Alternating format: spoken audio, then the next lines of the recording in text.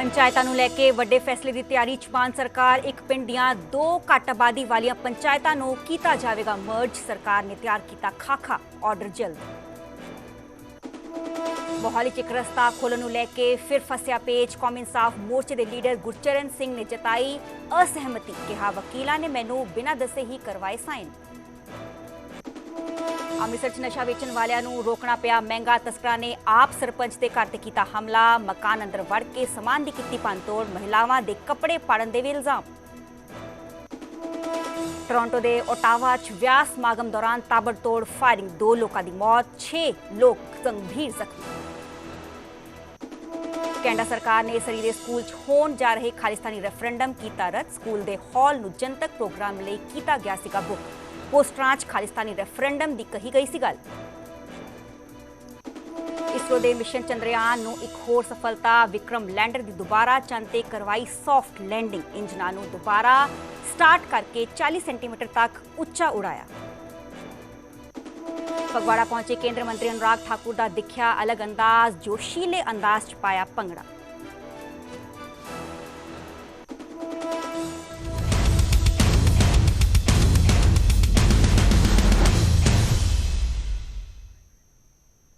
सत श्री अकाल जी, मैं हाँ सरबजोत कौर। न्यूज़ 18 पंजाब हरियाणा देख रहे सारे दर्शकों का स्वागत। बुलेटिन की शुरुआत करांगे एक वड्डी खबर दे नाल जो कि पंचायतां नाल जुड़ी हुई है। दस कि पंचायतां नूं लैके पंजाब सरकार एक वड्डे फैसले की तैयारी च है। एक पिंड दियां 2 पंचायतां नूं मर्ज करेगी सरकार। ते वड्डी खबर नाल बुलेटिन की शुरुआत कर रहे हैं। पंचायतां नूं लैके वड्डे फैसले की तैयारी च है मान सरकार। इस दे नाल ही एक पिंड दियां 2 पंचायतां नूं मर्ज करेगी सरकार। दस कि इस बाबत जल्द ही नोटिफिकेशन भी जारी कर दिता जाएगा। घट आबादी वालियां पंचायतां मर्ज कीतियां जाणगियां। नाल लगदियां वड्डियां पंचायतां अज इसनां नूं मर्ज किया जाएगा। इस नाल ही सरकार वालों इसका जो खाका तैयार कर लिया गया है तो जल्द ही इस दे ऑर्डर भी जारी किए जाएंगे। दसदे कि पंजाब च करीब 500,000 छोटियां पंचायतां ने ते पंचायतां दा मामला हाल ही च भी गरमाया सीगा जदों कि सरकार दे वल्लों पंचायतां नूं भंग कर दिता गया सीगा।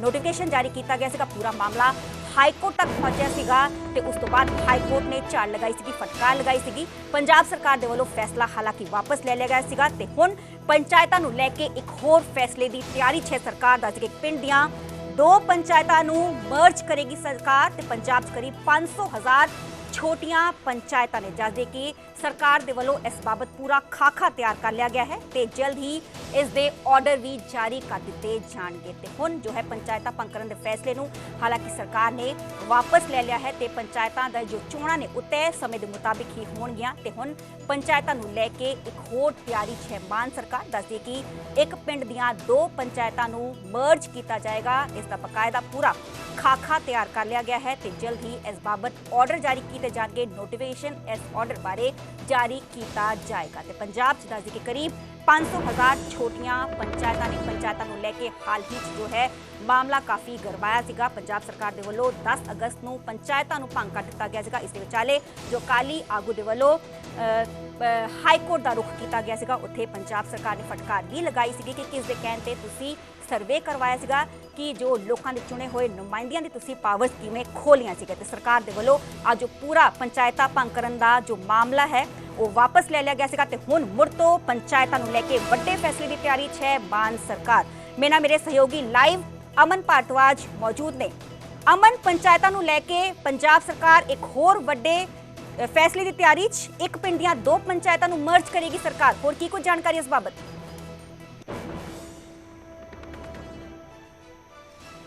बिल्कुल सरबजोत जो जानकारी सोर्सिस दे रहे हैं सरकार दे अंदर, सरकार दे पार्टी के नुमाइंदे भी ने, उन्होंने वालों जानकारी साझा की गई है ऑफ रिकॉर्ड कि सरकार की मंशा है कि जो फंड जाता है या कोई विकास का काम होना है किसी पिंड के अंदर वो सुचारू ढंग से हो नहीं रहा। और इस करके कोशिश ये है कि जोड़ा सियासी तौर पर फैसला पिछले सालों के अंदर पिछलियां सरकारों वालों लिया गया कि एक पिंड के अंदर 2 पंचायत हैं। 13,241 पूरी पंजाब दी पंचायत हैं जिसों 512 अजिहियां पंचायत हैं जो कि एक पिंड के अंदर 2 है, यानी कि एक पिंड के अंदर 2 ग्राम पंचायत पैंदियां हैं तो उसनू सरकार मर्ज करेगी। उसनू यानी कि 2 की थां ते एक पंचायत ही कंसीडर किया जाएगा।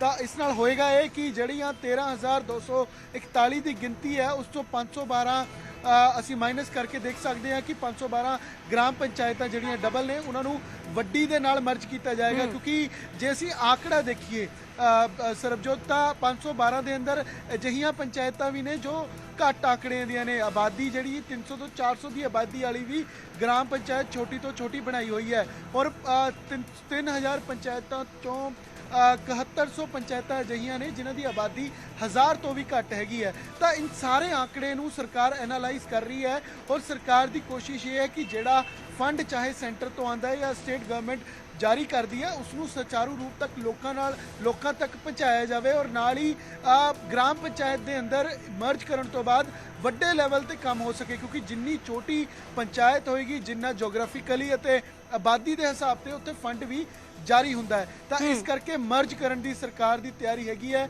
ਔਰ ਇਹ ਮੰਨਿਆ ਜਾ ਰਿਹਾ ਹੈ ਸਰਕਾਰ ਵੱਲੋਂ ਕਿ ਪਿਛਲੇ ਦਿਨਾਂ ਦੇ ਅੰਦਰ ਸਿਆਸੀ ਤੌਰ ਤੇ ਸਿਆਸੀ ਲਾਹਾ ਲੈਣ ਲਈ ਇਹ ਫੈਸਲਾ ਕੀਤਾ ਗਿਆ ਕਿ ਇੱਕ ਪਿੰਡ ਦੇ ਅੰਦਰ 2 ਪੰਚਾਇਤਾਂ ਬਣਾਈਆਂ ਗਈਆਂ ਔਰ ਇਸ ਪਿੱਛੇ ਕਾਰਨ ਇਹ ਸੀ ਕਿ ਸਿਆਸੀ ਲਾਹਾ ਲਿਆ ਜਾਏ। ਤਾਂ ਇਸ ਨੂੰ ਸਰਕਾਰ ਹੁਣ ਇਸ ਤੇ ਪੂਰਾ ਖਾਕਾ ਤਿਆਰ ਕਰਨ ਤੋਂ ਬਾਅਦ ਇਸ ਤੇ ਫੈਸਲਾ ਲੈਣ ਜਾ ਰਹੀ ਹੈ। ਜੋ ਜਾਣਕਾਰੀ ਮਿਲ ਰਹੀ ਹੈ ਕਿ ਇਹਨਾਂ ਪੰਚਾਇਤਾਂ ਨੂੰ ਮਰਜ ਕਰ ਲਿਆ ਜਾਏਗਾ।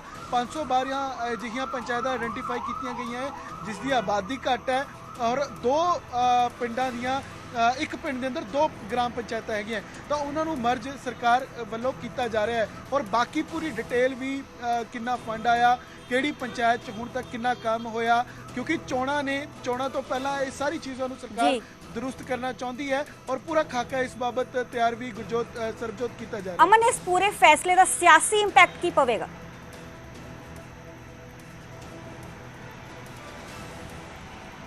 देखो जे सरकार दी कहिए तो सरकार दी मंशा है कि जड़ा विकास है वो करवाया जा सके पिंडा तक पैसा पहुँचे लोगों के काम होण। एक पिंड के अंदर सियासी तौर पर फैसला लैके पिछली सरकारां ने चाहे 2 पंचायतां बनाईयां 2 ग्राम पंचायतां पर उन्होंने दुरुस्त करने तो बाद एक तो जे आबादी ज़्यादा होएगी जोग्राफिकल उसका सर्कल वड्डा होएगा तो फंड भी ज़्यादा सरकार दे सकेगी और नाल ही एक उसनूं ड्राफ्ट के अंदर सरकार तैयार कर रही है कि दुरुस्त किया जा सके। हाले तक आबादी का किसी चीज़ का आइडिया नहीं है कित्थे कितना फंड हुण तक कितना काम उसके अंदर होया उसका आइडिया नहीं है तो उसनूं सुचारू ढंग दे नाल चलाया जा सके ये सरकार की कोशिश हैगी है और इस दे अंदर ग्राम पंचायतां तक लोगों के काम होण ना कि सियासी चीज़ों का उत्थे फायदा लिया जा सके। ये सरकार की कोशिश हैगी कि छोटे पिंडां दे अंदर ग्राम पंचायतां दे अंदर सियासत ना होवे लोगों के काम होण पिंडां दे काम होण पंचायतां ग्राम पंचायतां बेहतर बनन उन्होंने वड्डा फंड मिले ये सरकार की कोशिश हैगी है। लेकिन इसनूं अमली जामा किवें पहनाया जाता है जरूर वेखण वाली गल रहेगी क्योंकि 512 पंचायतां मर्ज करन तो बाद कोशिश ये है कि उन्होंने ਜਿਹੜੀ ਉਹਨਾਂ ਦੀ ਵੋਟ ਬੈਂਕ ਹੈ ਉਸ ਨੂੰ ਵੀ ਸਰਕਾਰ ਡਾਟਾ ਲੈ ਕੇ ਇੱਕ ਤਰੀਕੇ ਦੇ ਨਾਲ ਉਸ ਤੇ ਵੀ ਐਨਾਲਿਸਿਸ ਕਰ ਰਹੀ ਹੈ ਕਿਉਂਕਿ ਪਿਛਲੇ ਦਿਨਾਂ ਦੇ ਅੰਦਰ ਇਹ ਵੀ ਤੈਅ ਕੀਤਾ ਗਿਆ ਕਿ 300 ਤੋਂ 500 ਤੱਕ ਜੇ ਆਬਾਦੀ ਕਿਸੇ ਦੀ ਹੈ ਤਾਂ ਉੱਥੇ ਕਿੰਨੇ ਵਾਰਡ ਰਹਿਣਗੇ।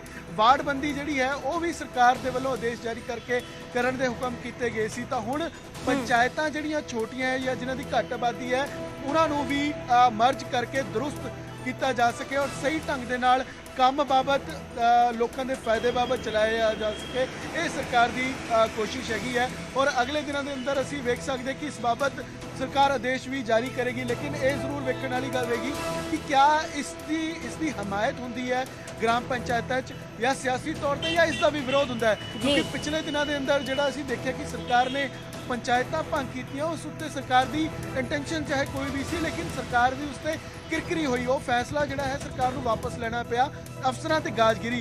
तो इस तरह का कोई फैसला ना होवे जोड़ा चाहे सरकार की इंटेंशन चंगी है लेकिन वो फिट ना बैठे ग्राम पंचायत के हिसाब से पंचायतां अमन आज जो फैसला लेना है कि सरकार के प्रेरोगेटिव के अधीन आंदा है 2 करोड़ की आबादी बिल्कुल साफ तौर पर पंचायती विभाग जो सरकार का है रूरल डेवलपमेंट और पंचायती डिपार्टमेंट उसके अधीन ये फैसला आता है। सरकार इस तहत वार्डबंदी करना या उसनूं घट ज़्यादा करना ग्राम पंचायतों को एक्सपैंड करना या मर्ज करना ये सरकार का प्रेरोगेटिव है और सरकार समय समय पर अजिहे फैसले लेंदी रहिंदी है और यही खामियां जिहड़ियां सरकार की इंटेंशन या सरकार जो दावा है कि पिछली सरकारां ने इन्हों एक्सपैंड किया या 512 पंचायतां एक पिंड के अंदर 2 पंचायतां करके 512 पंचायतां बनाईयां तो सियासी फैसला ਸੀ, ਇਸ ਨੂੰ ਅਸੀਂ ਦਰੁਸਤ ਕਰਕੇ ਮਰਜ ਕਰ ਰਹੇ ਹਾਂ। ਤਾਂ ਇਹ ਪਿਛਲੀ ਸਰਕਾਰਾਂ ਦਾ, ਪਿਛਲੇ ਜਿਹੜੀ ਸਰਕਾਰ ਵੇਲੇ ਵਿਭਾਗ ਸੀ ਉਸ ਵੇਲੇ ਦਾ ਫੈਸਲਾ ਹੈ ਔਰ ਇਹ ਇसी ਦਫਾ ਨਹੀਂ ਹੈ। ਇਸ ਤੋਂ ਪਹਿਲਾਂ ਕੁਝ ਮਹੀਨੇ ਪਹਿਲਾਂ ਵੀ ਇਸ ਤੇ ਮੰਥਨ ਕੀਤਾ ਗਿਆ ਸੀ, ਮੀਟਿੰਗਾਂ ਹੋਈਆਂ ਸੀ। ਪਰ ਹੁਣ ਜਦੋਂ ਇਲੈਕਸ਼ਨ ਤੇ ਹਾਈ ਕੋਰਟ ਦੇ ਅੰਦਰ ਅਸੀਂ ਦੇਖਿਆ ਕਿ ਇਹ ਚਰਚਾ 'ਚ ਵਿਸ਼ਾ ਆਇਆ ਹੈ ਤਾਂ ਸਰਕਾਰ ਵਾਰਡਬੰਦੀ ਇੱਕ ਪਾਸੇ ਕਰ ਰਹੀ ਹੈ, ਦੂਜੇ ਪਾਸੇ ਚੋਣਾਂ ਤੋਂ ਪਹਿਲਾਂ ਇਸ ਤੇ ਫੈਸਲਾ ਕਰਨ ਦੀ ਤਿਆਰੀ 'ਚ ਸਰਕਾਰ ਹੈਗੀ ਹੈ ਔਰ ਇਸ ਤੇ ਖਾਕਾ ਤਿਆਰ ਕਰਕੇ ਪੂਰਾ ਡਾਟਾ ਇਕੱਠਾ ਕੀਤਾ ਜਾ ਰਿਹਾ ਕਿਉਂਕਿ 2.25 ਕਰੋੜ ਦੀ ਆਬਾਦੀ ਸਰਬਜੋਤ ਪਿੰਡਾਂ ਦੀ ਹੈਗੀ ਹੈ। 62% ਜਿਹੜਾ ਹੈ ਉਹ ਰੂਰਲ ਡਿਵੈਲਪਮੈਂਟ ਦੇ ਕੋਲ ਡਾਟਾ ਹੈ ਕਿ ਪੂਰਾ ਪੰਜਾਬ ਚੋਂ ਕਹੀਏ ਤਾਂ 62% ਪੰਜਾਬ ਪਿੰਡਾਂ 'ਚ ਵਸਦਾ ਹੈ ਔਰ ਉਸ ਨੂੰ ਕਿਵੇਂ ਉਸ ਦੇ ਅੰਦਰ ਤਬਦੀਲੀ ਕਰਨੀ ਹੈ ਜਾਂ ਅਜਿਹੇ ਕੰਮ ਕਰਨੇ ਨੇ ਜਿਹੜੇ ਲੋਕਾਂ ਲਈ ਹੋਣ, ਇਸ ਤੇ ਸਰਕਾਰ ਦੀ ਕੋਸ਼ਿਸ਼ ਹੈਗੀ ਔਰ ਇਹ ਸਰਕਾਰ ਦੇ ਵੱਲੋਂ ਕਹਿ ਸਕਦੇ ਹਾਂ ਇਸ ਦੇ ਬਾਬਤ ਜਲਦ ਐਲਾਨ ਵੀ ਕੀਤਾ ਜਾ ਸਕਦਾ ਹੈ। ਖਾਕਾ ਤਿਆਰ ਕਿਉਂਕਿ ਇਸ ਤੇ ਕੀਤਾ ਜਾ ਰਿਹਾ, ਪੂਰੀ ਡਿਟੇਲ। ਅਮਨ, ਤੁਸੀਂ ਸਾਡੇ ਨਾਲ ਲਾਈਵ ਜੁੜੇ ਰਹੋ ਤੇ ਪੰਚਾਇਤਾਂ ਨੂੰ ਲੈ ਕੇ ਵੱਡੇ ਫੈਸਲੇ ਦੀ ਤਿਆਰੀ 'ਚ ਹੈ ਪੰਜਾਬ ਸਰਕਾਰ। ਦੱਸਦੇ ਕਿ ਇੱਕ ਪਿੰਡ ਦੀਆਂ 2 ਪੰਚਾਇਤਾਂ ਨੂੰ ਮਰਜ ਕਰਨ ਦੀ ਤਿਆਰੀ 'ਚ, ਹਾਲਾਂਕਿ ਇਸ ਬਾਬਤ ਜੋ ਹੈ ਖਾਕਾ ਪੰਜਾਬ ਸਰਕਾਰ ਦੇ ਵੱਲੋਂ ਤਿਆਰ ਕਰ ਲਿਆ ਗਿਆ ਹੈ ਤੇ ਜਲਦ ਹੀ ਇਸ ਬਾਬਤ ਆਰਡਰ ਵੀ ਜਾਰੀ ਕਰ ਦਿੱਤੇ ਜਾਣਗੇ। ਹੁਣ ਗੱਲ ਕਰਾਂਗੇ ਕੌਮੀ ਇਨਸਾਫ ਮੋਰਚੇ ਦੀ। ਮੋਹਾਲੀ 'ਚ ਰਸਤਾ ਖੋਲ੍ਹਣ ਨੂੰ ਲੈ ਕੇ ਜੋ ਪੇਚ ਹੈ ਹੁਣੇ ਵੀ ਫਸਿਆ ਹੋਇਆ। ਦੱਸਦੇ ਕੌਮੀ ਇਨਸਾਫ ਮੋਰਚੇ ਦੇ ਆਗੂਆਂ 'ਚ ਸਹਿਮਤੀ ਬਣਦੀ ਹੋਈ ਨਹੀਂ ਵੇਖੀ ਜਾ ਸਕਦੀ। ਰਸਤਾ ਖੋਲ੍ਹੇ ਜਾਣ ਤੇ ਰਾਜ਼ੀ ਨਹੀਂ ਹੋਏ ਨੇ ਗੁਰਚਰਨ ਸਿੰਘ। ਉਹਨਾਂ ਦਾ ਕਹਿਣਾ ਹੈ ਕਿ ਵਕੀਲਾਂ ਨੇ ਮੈਨੂੰ ਬਿਨਾਂ ਦੱਸੇ ਹੀ ਸਾਈਨ ਕਰਵਾ ਲਏ। ਮੋਰਚੇ ਦੇ ਆਗੂ ਐਡਵੋਕੇਟ ਦਿਲਸ਼ੇਰ ਸਿੰਘ ਨੇ ਕਿਹਾ ਹੈ ਕਿ ਗੁਰਚਰਨ ਸਿੰਘ ਨੇ ਪੜ੍ਹ ਕੇ ਹੀ ਸਾਈਨ ਕੀਤੇ ਨੇ। ਗੁਰਚਰਨ ਸਿੰਘ ਇਹ ਗੱਲ ਕਿਉਂ ਕਹਿ ਰਹੇ ਨੇ, ਦਿਲਸ਼ੇਰ ਸਿੰਘ ਕਹਿੰਦੇ ਨਜ਼ਰ ਆਏ। ਦਰਅਸਲ ਦੱਸਦੇ ਕਿ ਮੋਹਾਲੀ ਦੇ ਵਾਈਪੀਐਸ ਚੌਂਕ 'ਚ ਇੱਕ ਪਾਸੇ ਦਾ ਰਾਸਤਾ ਖੋਲ੍ਹੇ ਜਾਣ ਨੂੰ ਲੈ ਕੇ ਕੱਲ ਮੋਰਚੇ ਦੀ ਪ੍ਰਸ਼ਾਸਨ ਨਾਲ ਸਹਿਮਤੀ ਬਣੀ ਸੀਗੀ ਅਤੇ ਉਮੀਦ ਜਤਾਈ ਜਾ ਰਹੀ ਸੀਗੀ ਕਿ ਅੱਜ ਇਹ ਰਸਤਾ ਖੋਲ ਦਿੱਤਾ ਜਾਏਗਾ ਤੇ ਮੋਹਾਲੀ 'ਚ ਰਸਤਾ ਖੋਲ੍ਹਣ ਨੂੰ ਲੈ ਕੇ ਜੋ ਪੇਚ ਹੈ ਹੁਣੇ ਵੀ ਫਸਿਆ ਹੋਇਆ। ਕਾਬਲੇ ਗੌਰ ਹੈ ਕਿ 7 ਜਨਵਰੀ ਦਾ ਮੋਹਾਲੀ ਚੰਡੀਗੜ੍ਹ ਬਾਰਡਰ ਤੇ ਕੌਮੀ ਇਨਸਾਫ ਮੋਰਚਾ ਲੱਗਿਆ ਹੈ। ਬੰਦੀ ਸਿੱਖਾਂ ਦੀ ਰਿਹਾਈ ਨੂੰ ਲੈ ਕੇ ਆ ਮੋਰਚਾ ਲਗਾਤਾਰ ਜਾਰੀ ਹੈ। ਹਾਲਾਂਕਿ ਅੱਜ ਪੂਰਾ ਮਾਮਲਾ ਹਾਈ ਕੋਰਟ ਵੀ ਚੱਲ ਰਿਹਾ ਹੈ। ਹਾਈ ਕੋਰਟ ਨੇ ਡੀਜੀਪੀ ਪੰਜਾਬ ਨੂੰ ਫਟਕਾਰ ਲਗਾਈ ਸੀ ਕਿ ਕਿਉਂ ਇਸ ਮਾਮਲੇ ਤੇ ਕਾਰਵਾਈ ਕਿਉਂ ਨਹੀਂ ਕੀਤੀ ਜਾ ਰਹੀ, ਰਸਤਾ ਕਿਉਂ ਨਹੀਂ ਖੋਲ੍ਹਿਆ ਜਾ ਰਿਹਾ ਤੇ ਰਾਤ ਨੂੰ ਹੀ ਪ੍ਰਸ਼ਾਸਨ ਦੀ ਮੋਰਚੇ ਦੇ ਨਾਲ ਗੱਲਬਾਤ ਹੋਈ ਸੀਗੀ। ਹਾਲਾਂਕਿ ਜੋ ਕਹਿਣਾ ਸੀਗਾ ਕਿ ਇੱਕ ਪਾਸੇ ਦਾ ਜੋ ਰਾਸਤਾ ਖੋਲ੍ਹਣ ਨੂੰ ਲੈ ਕੇ ਕਿਤੇ ਨਾ ਕਿਤੇ ਸਹਿਮਤੀ ਬਣ ਗਈ ਹੈ, ਪਰ ਹੁਣ ਜੋ ਕੌਮੀ ਇਨਸਾਫ ਮੋਰਚੇ ਦੇ ਆਗੂਆਂ 'ਚ ਸਹਿਮਤੀ ਨਹੀਂ ਬਣੀ ਹੈ, ਉੱਥੇ ਹੀ ਰਸਤਾ ਖੋਲ੍ਹੇ ਜਾਣ ਤੇ ਰਾਜ਼ੀ ਨਹੀਂ ਹੋਏ ਨੇ ਗੁਰਚਰਨ ਸਿੰਘ। ਉਹਨਾਂ ਦਾ ਕਹਿਣਾ ਹੈ ਕਿ ਵਕੀਲਾਂ ਨੇ ਮੈਨੂੰ ਬਿਨਾਂ ਦੱਸੇ ਹੀ ਸਾਈਨ ਕਰਵਾ ਲਏ। ਉੱਥੇ ਹੀ ਜੋ ਮੋਰਚੇ ਦੇ ਐਡਵੋਕੇਟ ਆਗੂ ਨੇ ਉਹਨਾਂ ਨੇ ਕਿਹਾ ਹੈ ਕਿ ਗੁਰਚਰਨ ਸਿੰਘ ਨੇ ਪੜ੍ਹ ਕੇ ਹੀ ਸਾਈਨ ਕੀਤੇ ਨੇ।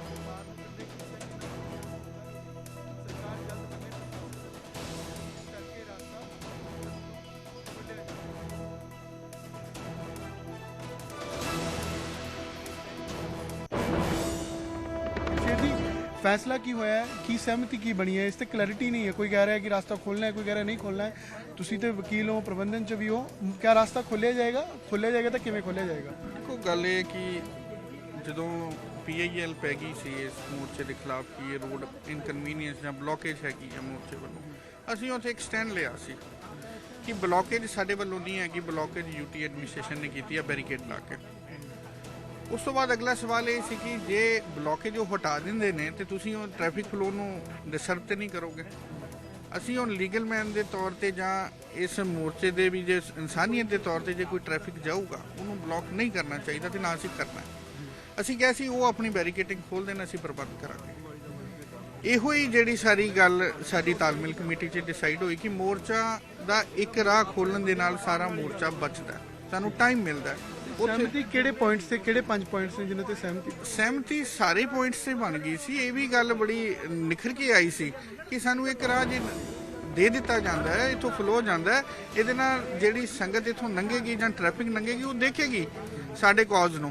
ये भी उदाहरण दी गई कि दिल्ली जिहड़ा मोर्चा लग्गा सी उत्थे भी एक सेम तरीके दे नाल इहदा मोर्चा लंघदा सी, ट्रैफिक दोनों साइड चलदा सी, ਉਹਦੇ ਨਾਲ ਜ਼ਿਆਦਾ ਪਬਲਿਸਿਟੀ ਪ੍ਰਚਾਰ ਨੂੰ ਵੀ ਕੋਈ ਮੰਗ ਕੀਤੀ ਆਪਾਂ ਪ੍ਰਸ਼ਾਸਨ ਨੂੰ ਅਸੀਂ ਇਹ ਕਿਹਾ ਕਿ ਜਿਹੜੇ ਬੰਦੀ ਸਿੰਘਾਂ ਦੇ ਪ੍ਰੀ ਮੈਚੁਰ ਰਿਲੀਜ਼ ਤੇ ਕੇਸ ਪੈਂਡਿੰਗ ਨੇ ਉਹਨਾਂ ਦੀਆਂ ਰਿਪੋਰਟਸ ਪੋਜ਼ਿਟਿਵ ਬਣਾ ਕੇ ਤੁਸੀਂ ਜਲਦ ਤੋਂ ਜਲਦ ਭੇਜੋ। ਜਥੇਦਾਰ ਜਗਤਾਰ ਸਿੰਘ ਹਵਾਰਾ ਦੇ 2 ਪੰਜਾਬ ਦੇ ਕੇਸ ਆ, ਉਹਨਾਂ ਨੂੰ ਜਲਦੀ ਤੋਂ ਜਲਦੀ ਖਤਮ ਕਰੋ। ਭਰੋਸਾ ਦਿੱਤਾ ਮਤਲਬ ਪ੍ਰਸ਼ਾਸਨ ਨੇ ਕਿ 100% ਉਹਨਾਂ ਦੀ ਇੰਸ਼ੋਰੈਂਸ ਹੈਗੀ ਆ ਸਾਨੂੰ। ਜੇ ਦੇਖੋ ਮੋਰਚਾ ਜਿਉਂ ਦੀ ਤਿਉਂ ਹੈ, ਜੇ ਉਹ ਮੁਕਰਦੇ ਨੇ ਇਸ ਗੱਲ ਤੋਂ ਅਸੀਂ ਹੋਰ ਕੋਈ ਐਕਸ਼ਨ ਵੀ ਲੈ ਸਕਦੇ ਹਾਂ।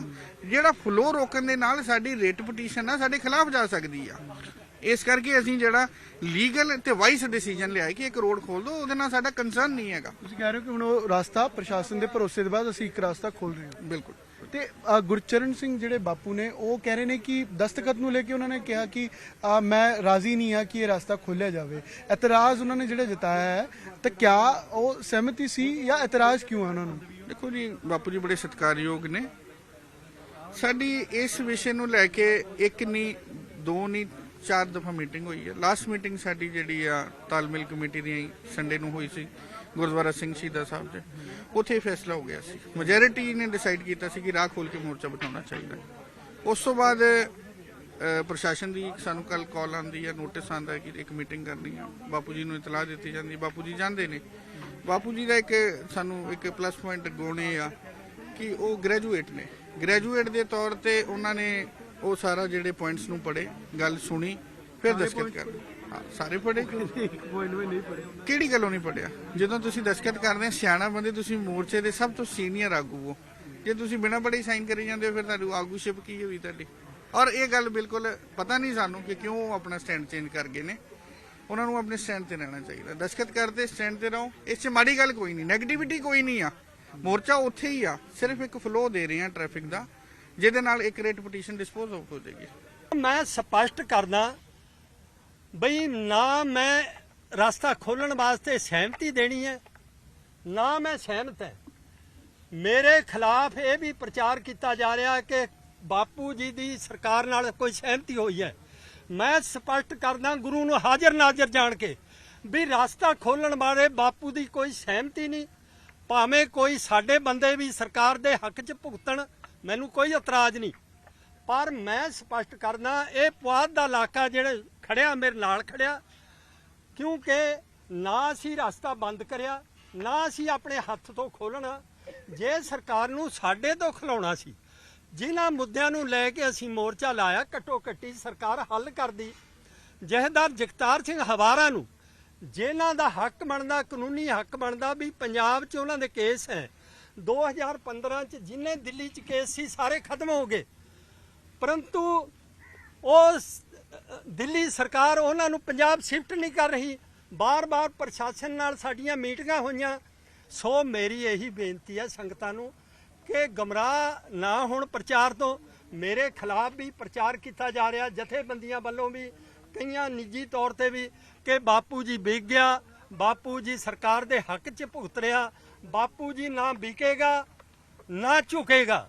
ਗੁਰੂ ਗ੍ਰੰਥ ਸਾਹਿਬ ਦੇ ਅੱਗੇ ਅਰਦਾਸ ਕਰਕੇ ਬਾਪੂ ਜੀ ਨੇ ਮੋਰਚਾ ਲਾਇਆ, ਉਸ ਤੇ ਪਾਬੰਦ ਰਹਿੰਦਾ ਹੋਇਆ ਮੈਂ ਆਪਣੇ ਆਪਣੀ ਜ਼ਬਾਨ ਤੋਂ ਨਾ ਸਰਕਾਰ ਨੂੰ ਕੋਈ ਸਹਿਮਤੀ ਦੇਣੀ ਹੈ ਰਸਤਾ ਖੋਲਣ ਦੀ, ਨਾ ਆਪਣੇ ਹੱਥ ਨਾਲ ਖੋਲ੍ਹਣਾ।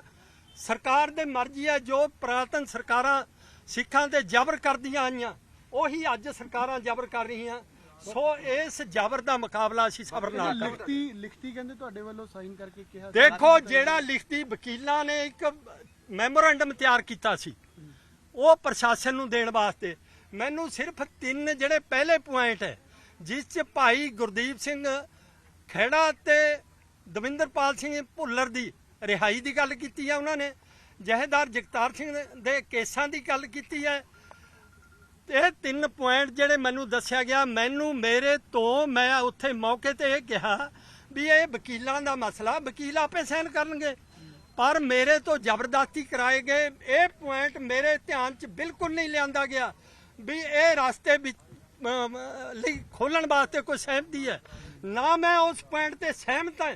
ਮੈਂ ਕਲੀਅਰ ਕਰਦਾ, ਜੇ ਉਹ ਕੋਈ ਵਕੀਲਾਂ ਨੇ ਮੇਰੇ ਨਾਲ ਧੋਖਾ ਵੀ ਕਰਿਆ, ਉਹਦਾ ਜਵਾਬ ਦੇ ਵਕੀਲ ਹੋਣਗੇ। ਮੇਰੇ ਨਾਲ ਮੇਰੇ ਸਹਿਯੋਗੀ ਲਾਈਵ ਅਮਨ ਭਾਰਤਵਾਜ ਜੁੜੇ ਹੋਏ ਨੇ। ਅਮਨ, ਰਸਤਾ ਖੋਲ੍ਹਣ ਨੂੰ ਲੈ ਕੇ ਜੋ ਵਿਵਾਦ ਹੈ, ਪੇਚ ਹੈ, ਹਾਲੇ ਵੀ ਫਸਿਆ ਹੋਇਆ ਹੈ। ਮੋਰਚੇ ਦੇ ਜੋ ਆਗੂ ਨੇ ਉਹਨਾਂ 'ਚ ਹੀ ਸਹਿਮਤੀ ਬੰਦੀ ਨਹੀਂ ਵਿਖਾਈ ਦੇ ਰਹੀ।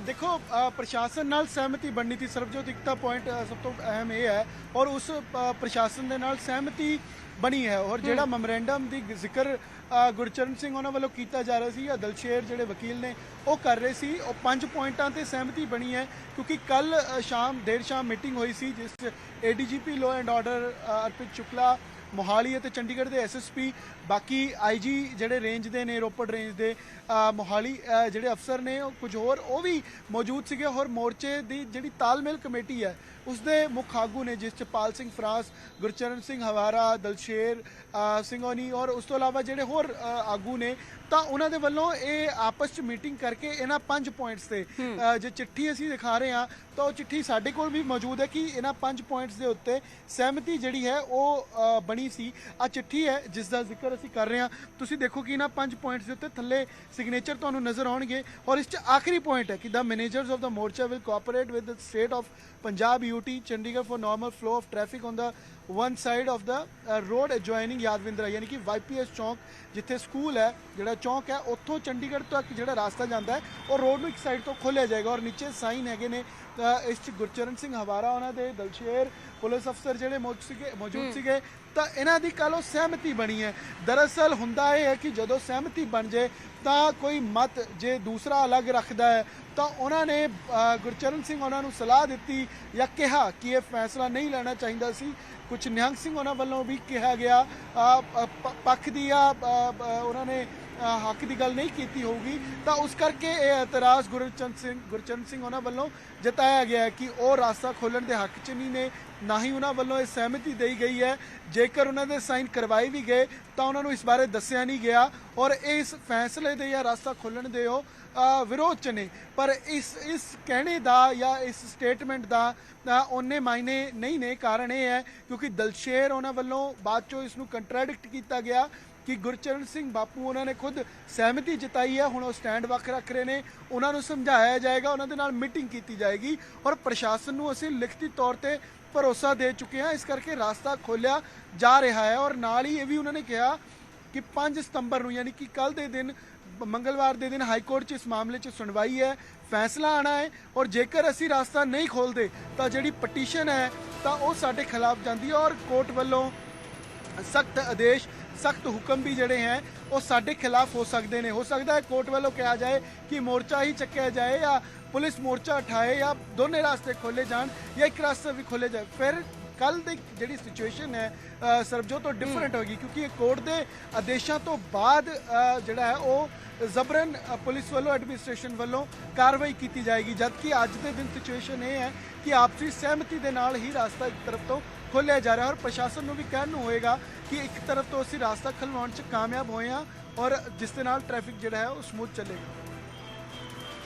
ਜੀ ਬਹੁਤ ਬਹੁਤ ਸ਼ੁਕਰੀਆ ਅਮਨ, ਸਾਨੂੰ तमाम ਜਾਣਕਾਰੀ ਦੇਣ ਲਈ। ਤੇ ਦੱਸਦੇ ਕਿ ਮੋਹਾਲੀ 'ਚ ਰਸਤਾ ਖੋਲ੍ਹਣ ਨੂੰ ਲੈ ਕੇ ਜੋ ਪੇਚ ਹੈ ਹੁਣੇ ਵੀ ਫਸਿਆ ਹੋਇਆ ਹੈ। ਕੌਮੀ ਇਨਸਾਫ ਮੋਰਚੇ ਦੇ ਆਗੂਆਂ 'ਚ ਹੀ ਆਪਸ 'ਚ ਹੀ ਸਹਿਮਤੀ ਬੰਦੀ ਹੋਈ ਨਹੀਂ ਵੇਖੀ ਜਾ ਸਕਦੀ।